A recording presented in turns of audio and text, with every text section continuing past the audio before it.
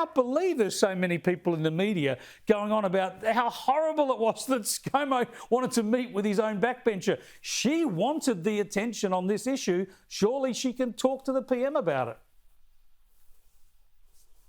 Absolutely, Chris. I mean, it fits in with the agenda here of a lot of partisan journos that really want to be anti-coalition, make out that ScoMo is a misogynist, and throw in a bit of sexism. I mean, it's got the recipe for a beautiful story, regardless of the truth behind it. And I really think it's quite shocking that it's being ignored, what Miss Archer actually said on Twitter as well. I mean, it's just whipping up this rubbish sort of nonsense story, and then all these leftist journalists just go along with it. And of course, we see that on the ABC yesterday on Insiders.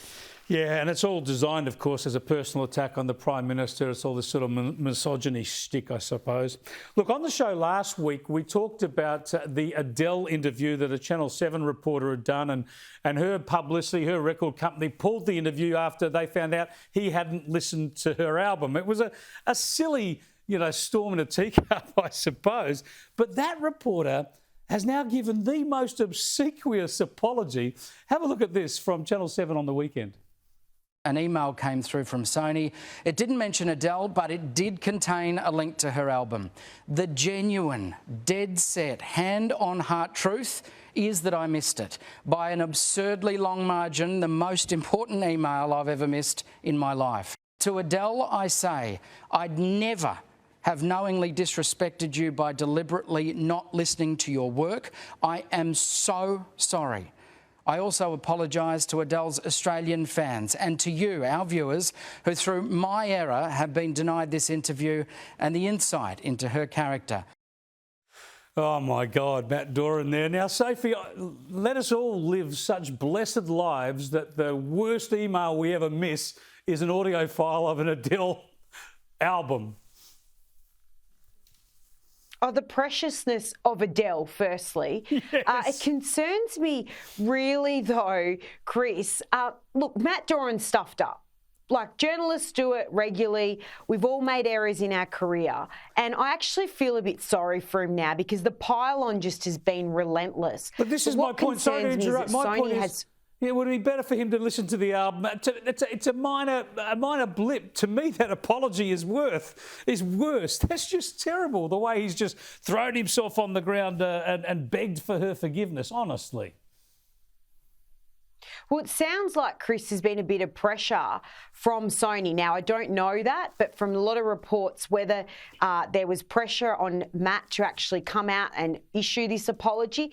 But can we just get a grip here? I mean, no one's died. Matt didn't listen to an album, Chris. I mean, is Adele that much of a, that she has to carry on like this? Yes, it was a mistake. Yes, he's stuffed up. Nobody's died. Can we just move on from this? I actually feel a bit sorry for Matt. I mean, the pile-on that he's got has just kept going and going, and he won't live this down. This is how this world operates now. The pile-on just continues and continues until these people sort of bow down and apologise in a corner. I don't like it, Chris. Well, you'd call her a prima donna, except obviously she is a prima donna, so that she's behaving to type, I suppose. But I think he should look, as you say, he's probably come under a lot of pressure from Seven, but honestly, to have to apologise like that is over the top. Just very briefly, Fran Kelly, left of centre activist who's hosted mornings on radio. Good radio host and all that, nice person, but really green left. She's been replaced now in a prime spot for the ABC by another good person, good journo, Patricia Carvella, so I know them both well. But again, another green left activist. It's just so predictable at the ABC. Chris, you missed out on the job. I thought you might get it. No, but, I don't get up that early. That was not to be.